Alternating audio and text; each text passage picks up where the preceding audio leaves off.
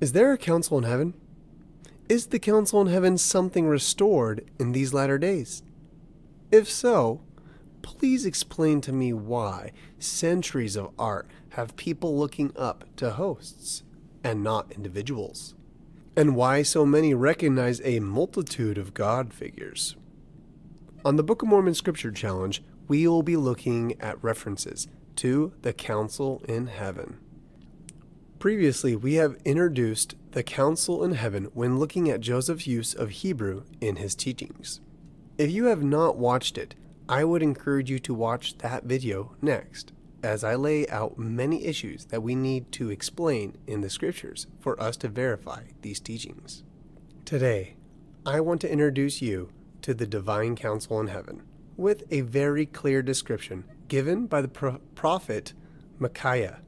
He approached wicked King Ahab, the one married to Jezebel during the time of the prophet Elijah. Let's go ahead and look at what Micaiah said in 1 Kings 22, verses 19 through 23. Micaiah continued, "Therefore, hear the word of the Lord. I saw the Lord sitting on his throne, with a multitude of heaven standing around him, on his right hand and on his left. And the Lord said, Who will entice Ahab unto attacking Ramoth Gilead, and going to his death there? One suggested this, and another that. Finally, a spirit came forward, stood before the Lord, and said, I will entice him.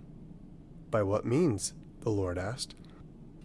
I will go out and be a deceiving spirit in the mouth of all his prophets, he said.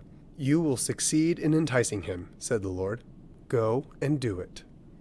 So now the Lord has put a deceiving spirit in the mouths of all these prophets of yours. The Lord has decreed disaster for you.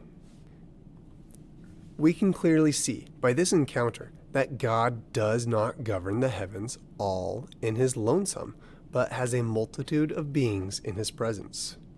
We also see that God has final say. He also recognizes what would work and what would not work.